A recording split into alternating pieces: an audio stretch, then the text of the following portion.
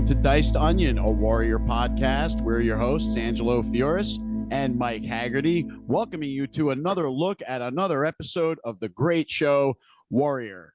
This week, we are up to episode 6 of season 1, Mike, and it is the back half of the first season now, heading towards the conclusion. Yeah, I got to tell you, Ange, I've been waiting to talk about this episode in particular. This one was very memorable to me. Yeah. I don't want to give anything away yet because we get to the part that I want to talk about most. All right. I'm really excited. This episode delivered on many levels. So yeah, I've been looking forward to this one. Let's get right into it then, shall we? Let's not waste any time. The name of the episode is Chewed Up, Spit Out, and Stepped On, and the original air date was May 10th of 2019. Let me double check that air date, if you will, please. Yeah, May 10th of 2019. Right. Okay, good. I had it right. I don't know why. I thought I had it wrong for a second there. Those crazy, hazy days of 2019, it's all a blur now. Yeah, all those pre-COVID days, right? Forget what was even going on back then. All right, so the episode opens up in Chinatown. This is the pre-credit scene, and we hear drums. It's a party. It's clearly Chinese New Year, Mike. Yeah. And looks like they're having fun. They got the parades. They got the fireworks. The fireworks are going to play an integral part in this scene. We see a masked fellow walking around. The camera kind of focuses on him. Yeah. A couple of masked fellows. And there's one that kind of takes a pass over by Mai Ling, and she kind of looks at him. And he's walking around lighting fireworks like everyone else. And we see everyone just sort of enjoying the festivities to start off with. But there's more. We also go to a cutscene. Yeah, speaking of festivities, not everyone's enjoying these, but there are 2 participants that are in the throes of ecstasy, and we've got Assam and Penny getting sticky. Very hot and heavy, I might add, Mike. Very hot and heavy. Yeah. They finally broken the tension, or at least we assume they finally broken the tension, and meaning that we don't know they've had it other times. But wow, yeah. I would say that this sex scene with Assam and Penny had all of the what do you call it? All the nastiness that the young June and prostitute scene from last episode did not have, if you get my drift. Like intensity. It had a lot more intensity than that sex scene from a week ago. So I thought that was quite a contrast.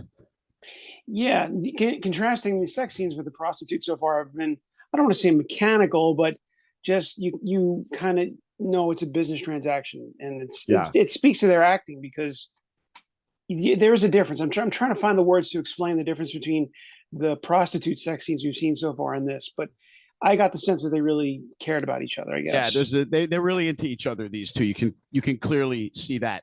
Back to Chinatown we go. Here's O'Hara and Lee taking a stroll while they observe all the festivities, and they're debating the contents of the food as Lee is eating some meat on a stick, and right away Bill falls right back on the, that's made of cats. I mean, I guess...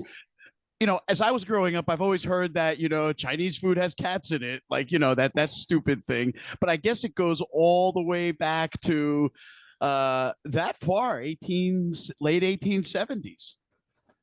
Well, there are some countries that do eat cats and dogs, and it boils down to a cultural choice. Here in this country, Cats and dogs are viewed as pets, and some people view them as food. I mean, just culturally speaking, we're not into it, but I mean, maybe some people find chickens and pigs as pets. I mean, some people do. Absolutely. And not to judge, but it's certainly a different form of cuisine. But in this case, Lee insists that what he's eating is pig because he grew up on a farm and he knows what pig smells and tastes like. And Bill will agree to disagree. Let's put it that way. Yeah, right? He said, what's the line? He goes, yeah, but here people don't.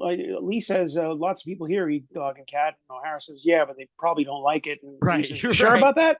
That's correct. That's what he said. So now we cut back to like the party, right? The celebrations are going on. And here's something that I caught, Mike. The party now starts to cut back and forth between Chinatown and Assam and Penny. And if you noticed, while the dragons were kind of waving their way through the streets of Chinatown, they would cut to Assam and Penny, and Assam's gyrations and movements and the way his body was positioned eerily or not so coincidentally mimicked the movements of those dragons. Just an excellent choice by the directors and the editors to put those two kind of back to back. Well, I didn't pick up on that. Take a look okay. at it. Okay. Oh, wow. Kudos to you. I missed that one. One of the dragons kind of whizzes past Chow, who's standing on a street corner, and he's kind of giving a tour to some duck ladies there, sort of giving them an insight into the lore of Chinese New Year. Yeah, and he mentioned something about a mountain or some sort of demon on a mountain that comes down and eats children. Right. And he was doing that just to, I assume, Tease to tease him. It was just a little bit of teasing, but it shows that Chow moves in throughout different layers of the world. He moves among the onions, he moves among the ducks, through the gangsters, the average businessman. There's no greater chameleon in this show than Chow right. so far. And we've pointed out a couple times a close second might be Atoy as far as being able to work their way through various factions of San Francisco society. This is where Father June arrives on the scene, but not before we were made cognizant again of the masked guys. So you know that something is about to happen.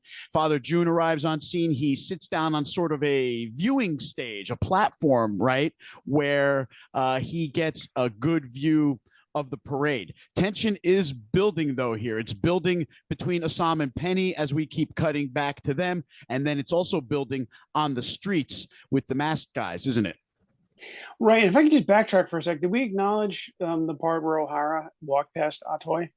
Because that was a very small scene, very quick, but I found it interesting. Yeah, you're right. They did make a moment of eye contact there as they were wrapping up their conversation about the food quality. You're right. I missed that. And of course, we know that Atoy 2 episodes back paid off Bill $30 to be on their good side, the money which he lost at the poker table, which we're assuming. Right. But now we see a spark. The masked guys are up to something. They light what looks to be a firework, but it's a pretty big one. And young June catches a glimpse of this. Yep. And he sees that his father is on the stand with Bolo, and he screams out to Bolo, and Bolo pulls him off just as the stands explode. Yeah, what happened there? They lit the firework and they rolled it underneath the viewing stand, I guess. And that's when young June caught eye, and then Bolo sprung into action. Yeah, Bolo, the hero of this scene, I guess. And he at least kept Father June from being blown to bits in the moment. But that was an interesting scene because the first time I saw this, I didn't even quite catch it. I had to like rewatch it and like, okay, it's not a firework. Right. It's not a firecracker. It was an intentional like dynamite stick. Yeah, it misdirected me. Yeah, it was a pretty big explosion, and you're right. It wasn't clearly obvious that it was, I guess an assassination attempt, but that's exactly what it was, and it was a pretty massive explosion. Right, and then after the dust clears, you see everything is sort of eerily quiet and calm, and O'Hara staring there, just looking over the scene of the damage and the destruction, and then the silence is broken. We hear young June screaming, and then he says he's screaming for a doctor. He's alive. Get a doctor. He's breathing. Get a doctor. Yes. And that's TV 101 for if they say he's breathing, then the person has survived at least for the moment. Right. Because in the real world, he might not have survived. But we were talking about something similar to this just before the show. But the rules of TV, so if he says he's breathing, in my head, I went, okay, well, he's alive. He's not. They're not going to kill. He's not going to be killed off here. So we know that. Yeah, at least not at the very beginning of the episode either. No. We see Bill kind of in a daze while the smoke is not so clearing, and we also see a couple of what look to be dead bodies. So there's definitely some damage done by this explosion, even if the intended target did not catch the brunt of it.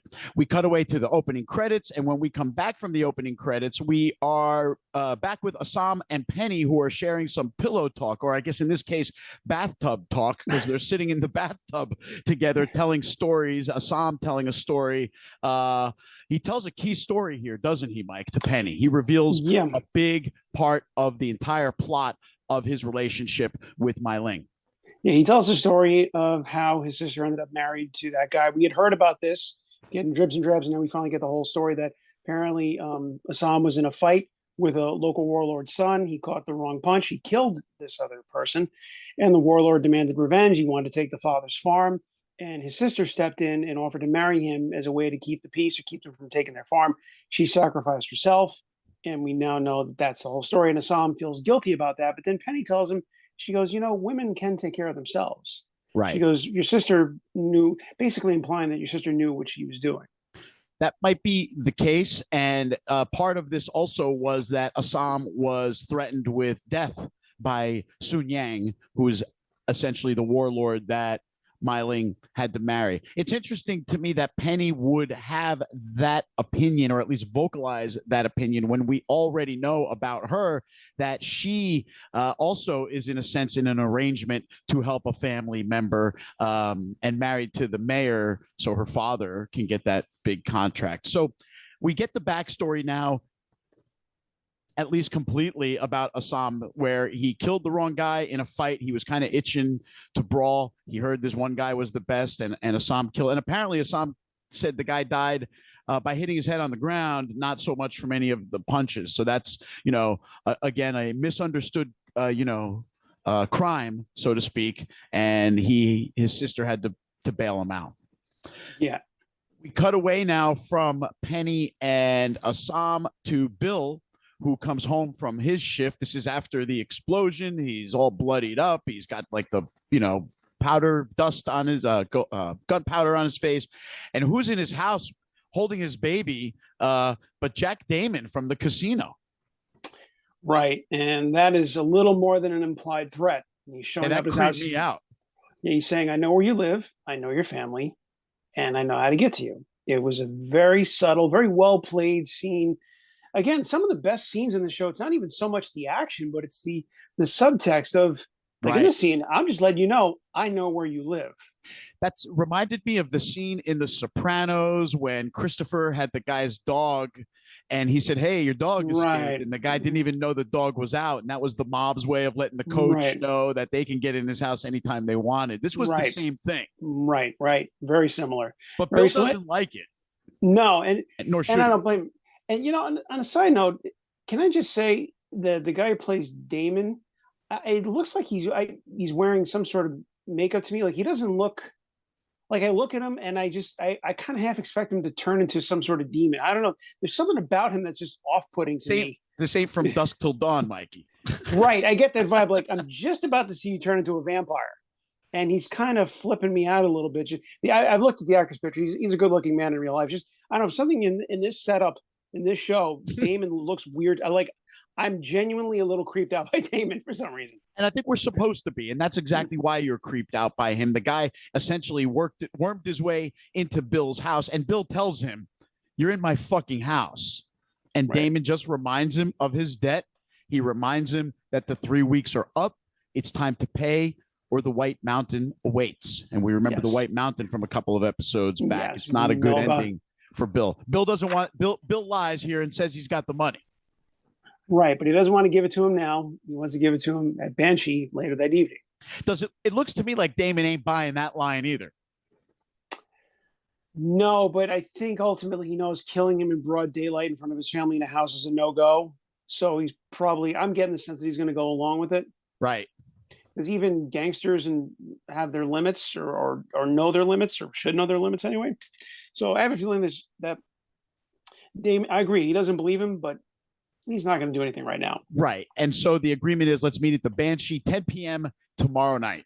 And that's where the appointment is set. And on his way out, Damon says to Bill, give that wife of yours a poke for me. Yeah, there's a little bit of extra salt in that wound, just a little bit. Man, oh man, oh man. And so Bill's all shook up by this. He goes into the room, closes the door, and you can see his emotions kind of catching up with him there. And you feel for him. I mean, this is all of his own doing, of course, but you still feel for him because he is in quite a bind, and he realizes now, I think, the gravity of the situation, of the danger he's got his family in. Yeah. It looks like his choices, or his compulsion rather, has put him in this bad position.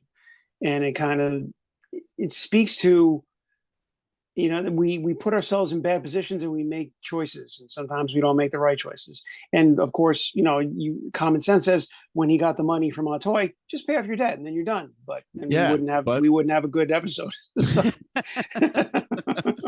We are back to Hopway headquarters, and it's very somber now as Father June is recovering from, he was definitely shaken up by this assassination attempt, and young June's pretty pissed off, and he's pretty sure he knows who did it. Yeah, he's not entirely sure, though. He goes, by the tattoos, by the ink, they look like Feng Hai, but I took that as he wasn't 100% sure, because he also doesn't know why they would do it. He has no idea. So he's kind of working it out, and Assam is just there to sort of back his play. That's the sense that I got from there. This is just about they're trying to put the pieces together, and then you're trying to figure out, okay, why would the Feng Hai do it? But of course, we know about all the machinations of what Mai Ling has been doing. So you have to think about that, of course. What is she up to? It all makes sense. Remember, she cut a deal with the Feng Hai in that crazy scene a couple of episodes back where we first met Dustin Nguyen's character. We now move forward. Assam and young June on the quest for information, and they bust in on Chow, who is conveniently sharpening a sword, and they're looking for some information. Okay. I'm gonna do a TV Gen X nerd out here for a second, because I got a flashback to, I had a feeling watching this. I'm like, okay, I'm sorry. You have to be a 70s newbie maybe to get this one, but I looked at Chow and I'm like, holy crap, he's Huggy Bear. Huggy Bear, of course, the pimp character from Starsky and Hutch. That's a funny reference, Mike. His outfit did seem quite reminiscent of that. Now that I think about it, I did not make that connection at first, but maybe there's a throwback there by the writers or the costume director. Hard to tell. In my head, I called him Huggy Bear because Huggy Bear's the guy who always went to for information, but the clothing as well. Yeah. But yeah. Sorry, that was my little nerd moment. Sorry. Well, that's okay. That's what this show's all about, right? We wouldn't be doing this if we weren't nerds. So young June and Assam want information. Chow is not really willing to give it, but young June pulls out a gun. The second time now we're seeing him use a gun, by the way. We hadn't seen him use one till last week, and now he's using one in a second episode in a row, and he holds the gun to Chow's head, and that's kind of where the scene cuts. I get the sense that they're going to get the information they were looking for. Yeah, and it's not before Chow tells him to put he says, put the fucking gun away, quote unquote. Right. Which tells me that he's still trying to show that he has some leverage in this situation. But before we go any further, let me ask you a question, because something occurred to me, and I think this should be an easy one. But who, in your opinion, is the most ruthless character on this show, if you had to pick one? It's very tough to say right now, because ruthlessness can come in many forms. It can come in the physical sense where like you'll just kill and not care. And then it could come in the sort of ethereal sense in that you're in charge and you're calling all the shots from as a ruthless leader. So in that case, like Mai Ling's kind of ruthless for sure. And I would say Bolo is kind of ruthless based on what we've learned about his past as the Yellow Demon. Young June kills with ruthlessness, the way he jabs those knives in and out of people with both hands. So I'm kind of torn as to who is the most ruthless. But what I don't think it's anyone on the police side of things. It's not Bill. It's not Lee. It's not the chief. It's not any of those guys. It's not the mayor. It's not even Buckley. No, because with the police, I think they would just dispatch someone with a gun, and they don't see the need to really torture. But I think you hit it on the head when you said Mai Ling. I think she's the absolute most ruthless character on the show. Yeah. But right behind her, I'm going to say Buckley. Right. Just because Buckley and Mai Ling are kind of the same, and he's got that ruthless machinations that he doesn't care how many bodies have to fall for him to get what he wants. So. Yeah, they're in cahoots, so they're sort of 1 and 1A there on the ruthless scale. But I'll give the nod to Mai Ling first, just because of the way she carries herself. Agreed. I think Buckley is masked in some form of legitimacy, so he's not all ruthless. He's got like a buffer protecting him, whereas Mai Ling's kind of out there. So her ruthlessness is has a bit more consequence to it. That's absolutely right. She's kind of out in the open, and Buckley is not. Buckley's under a disguise. Yeah, he's shrouded. He's shrouded by his legitimate Yeah, position and the right, legitimate people he right, floats around with. right. We now move along to Officer Lee. He makes eye contact with a guy, and then that guy takes off. So there's something to that there. Not sure what that's going to lead to yet, but this is where Lee starts explaining his theory to Bill about what has happened here with this explosion, who was behind it, and he's kind of got it narrowed down to the Feng Hai, doesn't he? Yeah, he's saying that whoever did it, why didn't they run? If I remember correctly, why didn't they run back to Long Zhi territory? Or was it Feng Hai? And then O'Hara or Bills tries to say that maybe they just got confused in all the chaos. But again, we see Lee, the detective, who's at this point, he seems like the best cop in San Francisco. By He's the far. one, yeah, he's thinking, he's trying to put things together. He's like, well, he could have just as easily run down this street, but he didn't. Why didn't he do that? Right. He didn't. And it's funny because Bill, speaking of, he's the only one doing any real police work in San Francisco. When Lee had this map, I'm sorry, I should have pointed out that there was a map of kind of Chinatown up there, and there was certain areas drawn off. And Lee explains to Bill, this section is Long Zhi territory. This section here is Hop Wei territory. Down here is Feng Hai territory. And Bill says, "How do you know that?" And Lee says, "I asked." So a simple, so to show you how little effort is being put into Chinatown and how little that the authorities, the people in charge, bureaucracy even thinks of Chinatown, that they minimal effort as possible is being put into the affairs of Chinatown. And Bill's response, of course, to all of this Feng Hai, Hop Wei, Long Zhi conversation is a chink is a chink. Bill says, so it doesn't really matter to him. But Lee's on to something. At this point, this is when Bill turns to Lee and gives him a shotgun. Right. Yeah, and this is not about Chinatown now. This is not about Chinatown. What is this one about? He wants him to guard his house during the evening. And Lee, understandably, is like, why? What's going on? Now, Lee knows that Bill has some issues. Right. He knows that Bill is not entirely on the up and up, and he's got problems. So, of course, he's asking questions. But what I liked about this scene was that all of a sudden, Bill trusts Lee. Like, of all the people he could have asked, I have to imagine at this point, he's known other people on the police force longer. Much longer. But why ask Lee? That was my question in the scene. I mean, of course, we know that he's going to the Banshee that evening, and it seems that he's obviously expecting some sort of trouble. Right. But he turns to Lee. That to me was the most interesting part about this. I think part of it is because he trusts him. Another part of it is because what you just said, he's known all those other guys for a lot longer, and they ain't about to get roped into Bill's shenanigans. Lee's probably one of the only guys he could have asked to do this. That's a good point. Yeah. Even though Lee's kind of on to him, like you said, I get the sense that, the green pea is the guy that you can rope into doing some of your dirty work. And that's exactly what happens. Lee, in a sense, agrees, and Bill has his meeting at 10 o'clock at night at the Banshee with Mr. Damon. Meanwhile, we're back to young June, who is demanding justice. He wants to attack the Feng Hai. Clearly, Chow has spilled the beans. Yeah, Chow has spilled the beans. He's put it on Feng Hai, and he's making a plan. And Assam is just sort of listening quietly. And then Assam lets him know, goes, "Look, I'm your brother. I'll back your play."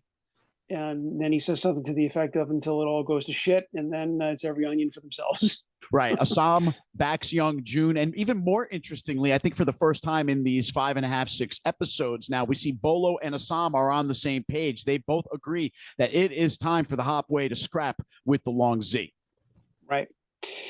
And that's exactly what they intend to do. And we see that. The stage is set for exactly that. But now we head on over to Mike's number 2 ruthless guy on the show, Buckley, who is with the mayor. And they're having a meeting with Senator Crestwood, who is clearly talking down to Mayor Blake here, isn't he? Right. And remember, we've talked about this before. There's a hierarchy in this show. And everyone, whether it's the Hop Wei, the Long Zhi, the Hop Wei, the Long Zhi, or the political aspect of it, the police force, everyone's in a hierarchy. And Crestwood is letting Blake know, hey, you answer to me. I'm a senator. You're just the mayor. And he's basically saying, deal with the Chinese problem, because he doesn't like dead ducks on the street. Yeah, because obviously some non-Chinese people died in this explosion that took place during Chinese New Year. In fact, Senator Crestwood goes down through the laundry list of recent Chinatown incidents to hammer home his point. And that's when he tells Blake it's time to stop this stuff. And also he tells Blake he's running for president. And I'm not a guy that you kind of want to be on the wrong side of. And that's when Blake says something like, we shall redouble our efforts to control the situation. Oddly enough, this is when Crestwood turns to Buckley and says, Mr. Buckley, would you escort me to my carriage? And those two take off. And now you're like, wow. So Buckley, he's working all angles. He's a bit of a chameleon, much like Chow and Atoy, Mike. Yeah, and this is the scene. This is why when I asked you before, who do you think was the most ruthless on the show? Because this to me, and I was, for some reason, this scene in particular made me think, wow, Buckley, not only is he ruthless, but people know about him, which makes me wonder, is Mayor Blake oblivious that completely he must be, right? Yeah. To see that Buckley is the one who's seen really as the power behind the throne, the kingmaker, so to speak. Yeah, no question about it. He's 1A in a sense, right? The mayor is number one. He's 1A, but he is pulling all the strings. We've made that clear over the first month or so of shows. And kind of like Mai Ling, right? There's a figurehead, and then they are making the decisions. And clearly, Buckley is in cahoots with Senator Crestwood. I did some research. I tried to find any information on a real Senator Crestwood from California at that time, and there is no such guy. So this is clearly a fabrication. He could be, sort of an amalgamation of several guys of the time, but I found no indication of that. That's what I assumed. Yeah.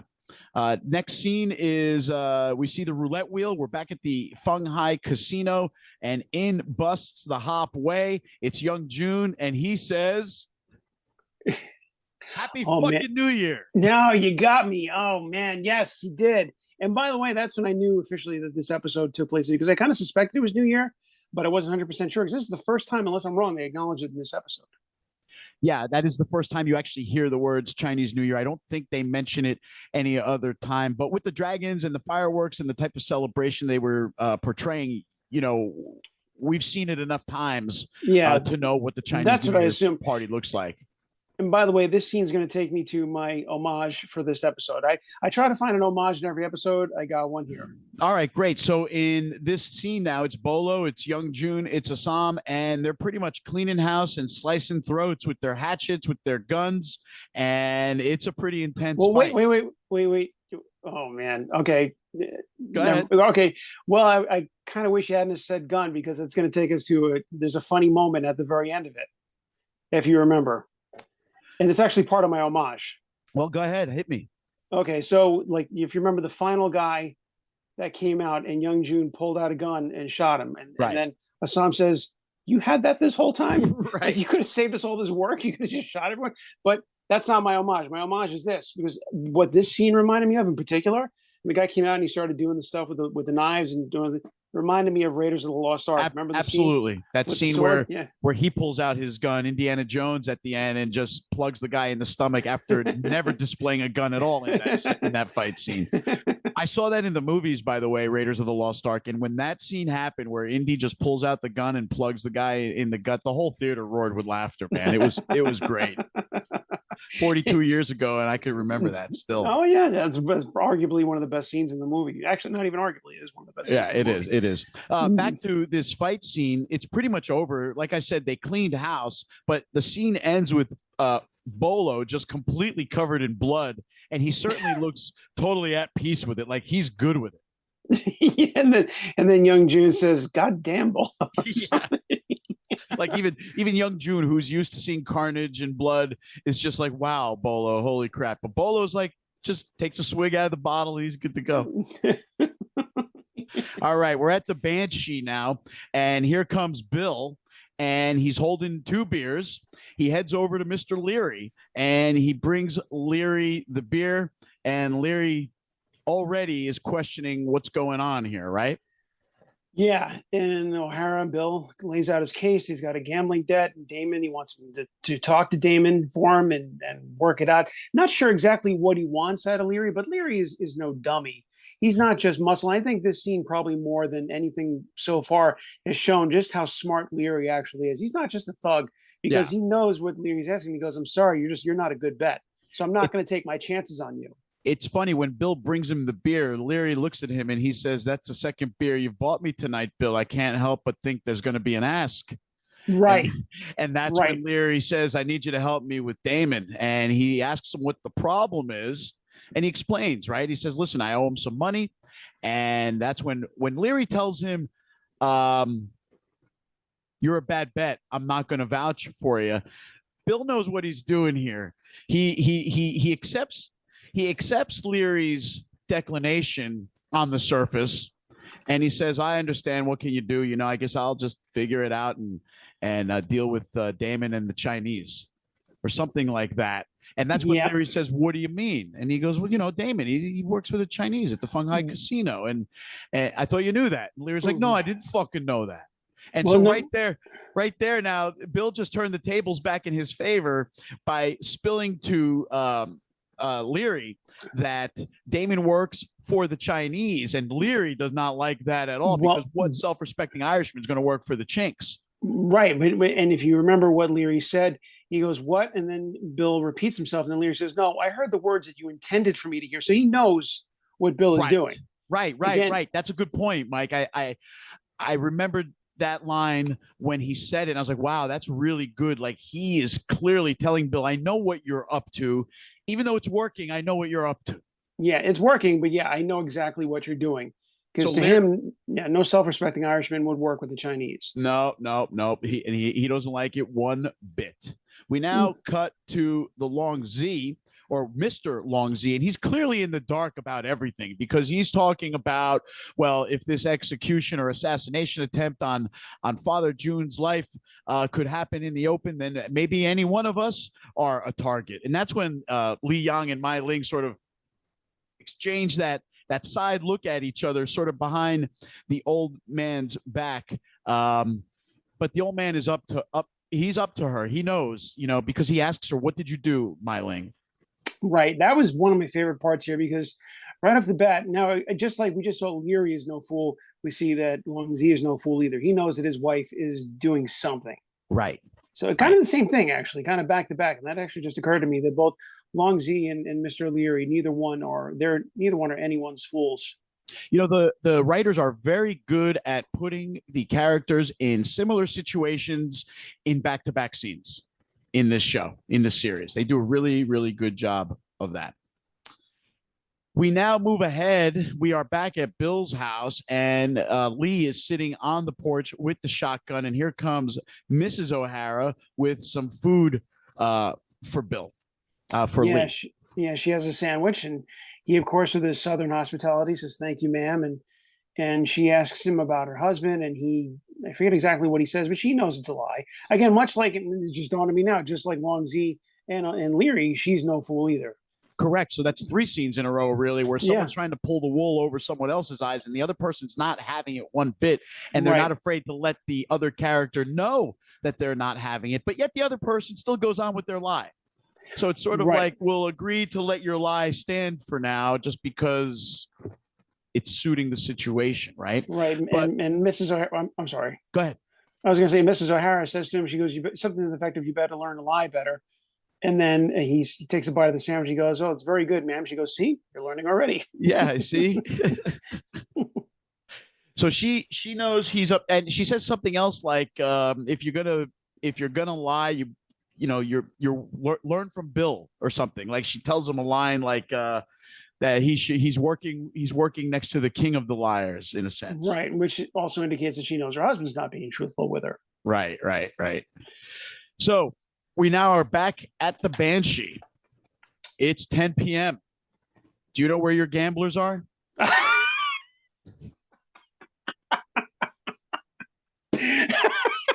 Mr. Damon is at the Banshee. He's looking to get paid. And Mr. Leary is there to meet him as well. And Leary questions him about his life choices and his employment choices. But Damon doesn't seem to care, does he? No, and I don't know if it was in this scene or the previous scene with Leary. I heard a word that I'd never heard before, and as an Irishman, I wasn't aware of this, but the word gobshite. Gobshite. Is that like Yeah, shit coming out of your mouth? yeah, it's sort of like you're calling someone an idiot. It's like a because I know in the Irish accent they say, instead of saying shit like we do, they say shite. Right. So gobshite is like saying like you're kind of you're an idiot, you're a fool. Gob, like G-O-B, right? Yeah. And the Brits say shut your gob when they tell you to shut your mouth. Oh, is that? See, I didn't know that. Yeah, Okay. yeah. Okay, so I guess there's so some it all common. ties together, huh? I love Okay, this. there we go. So yeah, Etymology lesson you, for the you episode. never know what you learn, right? Etymology. So Damon, Leary says something to Damon like, "What would your father think of you right now?" And Damon's response is great. He goes, "My father died penniless and broke. In fact, right here in this bar. So you'll excuse me if I'm not really too concerned about his opinion of how I live my life."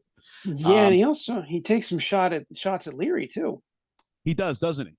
Yeah, I think he takes a shot at his mother, no less, which we all know from the playground. That's like the line of demarcation. You don't cross that line. Your mama this means war. Yeah, if you make fun of someone's mother, you're going to war. So, and that's where Leary decides it's time to challenge. It's time to challenge Damon to a couple of rounds out back in the ring, and Damon's got no choice but to say yes. He can't say no at this point, can he? Yeah, because his boys are kind of blocking the door, which letting him know. But you kind of, at this point, you're not sure what's going on. I mean, I'm starting to suspect that obviously this is kind of what Bill wanted. It's exactly what Bill wanted. But with just 2 rounds, okay, so I'm in my head, I'm like, okay, so this is not just a straight up killing, which is what I would have thought. Right. But they go outside and Damon realizing the odds, and I guess he's not afraid to scrap, so they go out and back, and well, they engage in fisticuffs, but not. But it was the Marksbury rules, the Queensbury rules. I forget what the. God, I'm drawing a blank on what. Yeah, it's called. I know. Me too, and I know this word, Marquis de Queensbury or something like that. I forget now. But anyway, they do square off out back. Damon appears quite confident in his abilities here at the outset. And we already know that Leary is a guy you don't mess with physically. So they go at it, and Leary is clearly getting the best of him in the early going, and for most of it, doesn't it? Yeah, and then he knocks Damon down, and then he says, "All right, let's get him a glass of water." Even at one point, by the way, Damon landed a good punch, and Leary kind of went, "Attaboy." Attaboy. Like he was actually like, like he kind of proud of. Yeah, he's proud of him actually. Now we got to fight, right? It's on now. And it's funny when he gives him that glass of water, he says, "Then that feels like a round to me." So that's the end of the first round of their fight. And now we've got the final round of the fight, don't we? And then, but first, another mother insult. Yeah. He says something really nasty. What was it about your mother's? I think he used the C word or something. Yeah, it's a pretty nasty mother insult, especially for the time, right? And this is where Leary has had enough, and he finishes and pounds him mercilessly, doesn't he? Yeah, and this is why I was talking about. This was the most memorable episode for me at this point so far, because I'm not the squeamish type. I like horror movies. I like Friday the 13th, Nightmare on Elm Street, Saw, all that. But something about watching a guy get pummeled, just beat down like that, it really was mildly disturbing for me. Very entertaining for some, I imagine, but it reminded me of the scene in Casino when Joe Pesci and his brother got beat to death in the I just watched that.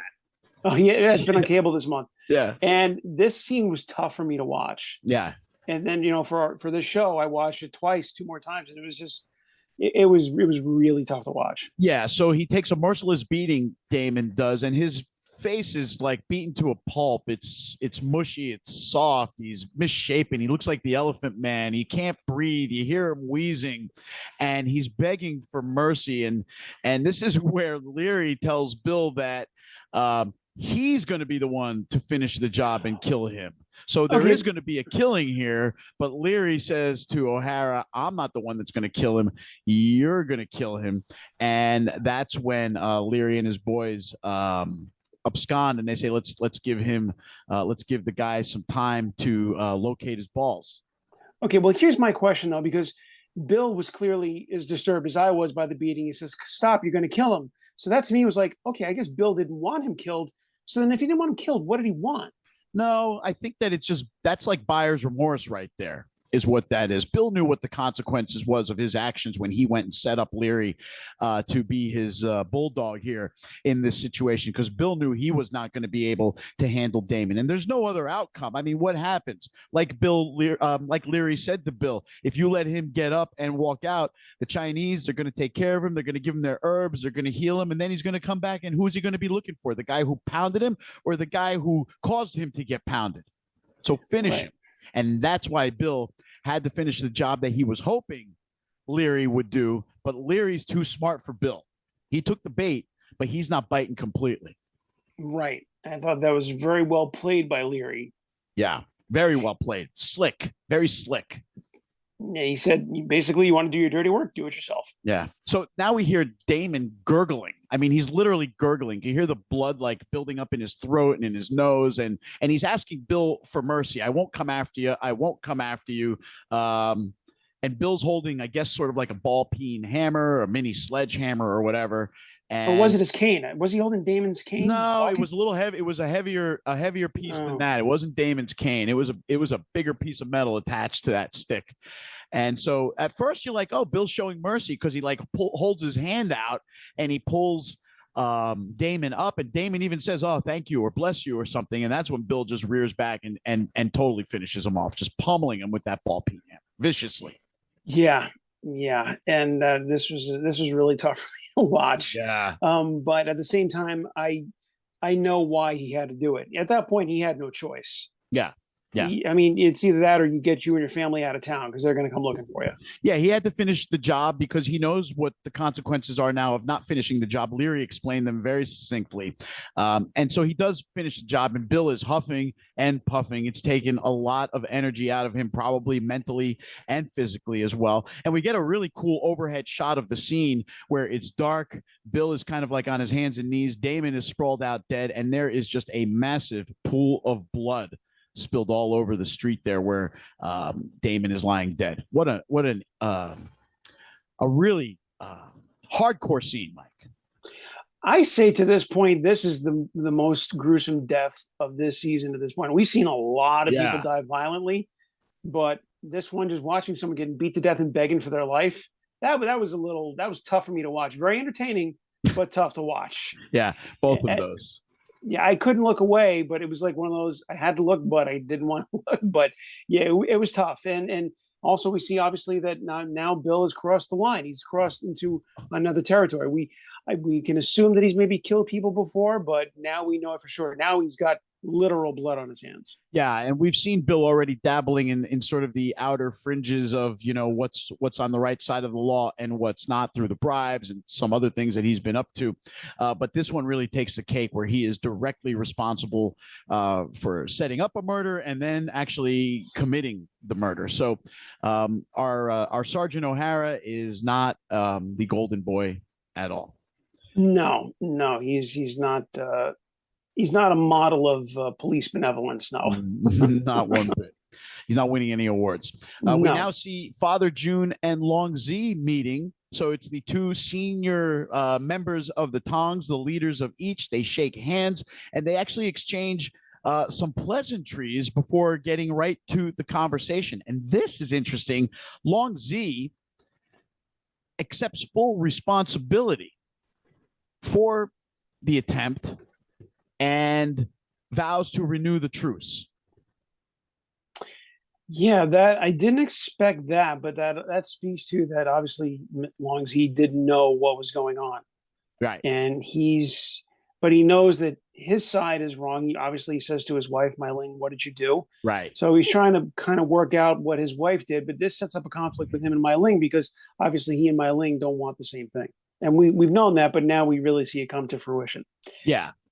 So he's sort of bending the knee a little bit to Father June here, and no one wants that or likes that. Interestingly here, this is where Father June and Long Zhi sort of reminisce about the past here, looking back on their younger days of building their empires, so to speak. Right. We crossed the salt together and we fought together. We fought against each other. And yeah, there is certainly a respect there that I guess can only come from people who have fought each other. They say that, like with boxers, that no one respects someone more than who they've traded punches with, and maybe it's a similar sort of thing. Sure.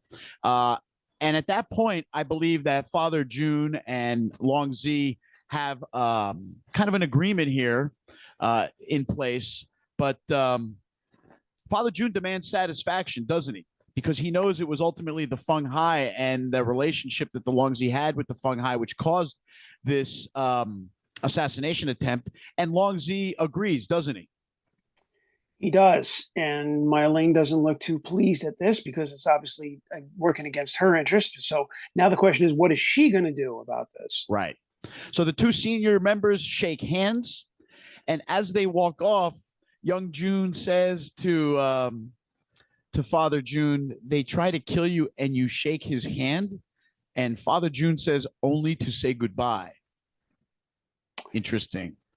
And let me ask you, okay, before we get to the last line of the scene here, when he says that, do you take it as he's got something else in mind for Long Zhi? Mm-hmm. I'll tell you exactly what I was thinking. Here's my theory, and this is just based on everything I've seen up to these episodes and nothing beyond it. Right. But my feeling is that he knows that he's kind of setting up a conflict with Long Zhi and Mai Ling. Right.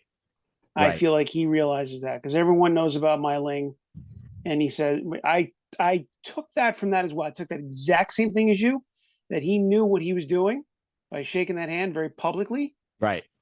And he's sort of very, very smartly taking care of his opponent. He's going to set the wheels in motion against Long Zhi. Interestingly, the scene ends with, all right, first you got young June speaking with Father June, and Father June says only to say goodbye. And conversely, now Mai Ling says, what did he say about Father June? And Long Zhi says, it doesn't matter what he says. He knows his days are numbered too. The only thing that matters is that they plan to kill me. So now Long Zhi knows his days are numbered. Father June knows that he was, in a sense, saying goodbye here. So there's all this plan into place to knock off Long Zhi. And everybody knows it now. How can it be stopped? I don't know. It seems almost a fait accompli at this point that Long Zhi is on the way out. Yeah. His side wants him out. The opposing side wants him out. Not sure where he could turn. And I think he sees the writing on the wall. Let's put it that way. Yeah, it's clear that Long Zhi and as well as Father June both know what's coming, right? Or at least they have an idea of what's coming. As OG, so to speak, they kind of they've been around the block, so they both understand what's to come. I think, or at least they have an idea or a framework about it. Correct. We now cut back to Sergeant O'Hara's home. It's the end of the night. It's post murdering Mr. Damon, and Lee is sitting on the porch with his shotgun at his post, and here comes Bill, and this is where we get the title of the episode. Lee says to Bill, you look chewed up, spit out, and stepped on. And here was my question in the scene. So what the hell did he do with Damon? That's a good question. I would assume that maybe Leary and his crew had some ability to dispose of the body. That's all very possible. I hadn't considered that. Interestingly, when Lee tells Bill how he looks, the chewed up, spit out, and stepped on part, Bill's response is, that's better than how I feel. Yeah. And you don't know if he means physically or means mentally, emotionally. Right. Because he's been through a lot over the last couple of days, especially in this most recently concluded evening. Interestingly, Lee does not ask exactly what went on, and Bill says to him, so that's it, you're not even going to ask me? And what does Lee say to him? He says something like, would you have told me the truth? Yeah. So he knows, and we all know. I mean, at this point, I think at this point in this season, everyone kind of knows who everyone else is, and no one is going to be surprised to this point anyway by anyone's actions. I think so far, especially Lee and Bill. Lee knows who he's dealing with, and Bill knows who he's dealing with. Correct. But then, to me, I'm sorry, go ahead. But to me, one of the best scenes of this episode is comes up next. He walks in, his wife wants him to help with the kids and stuff, and he's just saying, I need some sleep, and she's on him right away, right? It's morning. There's 5 kids all screaming, and the wife totally needs help, and he comes in the door, and she's unsympathetic, and we know why, right? because she knows that he's out all night because of some bullshit of his that she's been used to. And she's not willing to give him any leeway when he walks in the door, but he doesn't care. He says, leave me alone. I need some time. Right. And so he leaves the madness behind, closes the door behind him. And we see him have another breakdown in a sense. Yeah. And this is the first time I think we've seen on this show that someone actually showed some guilt, real guilt. And Assam spoke about that a little bit, about killing the warlord's boss. But you see, he completely breaks down. Really good acting on his part. Yeah, because he was welled up. He was convulsing. This wasn't fake crying, and he pulled in some sort of emotion method, or I don't know, whatever. But right. And it was like, wow, Bill has a conscience, and I assume it's because he just committed a murder.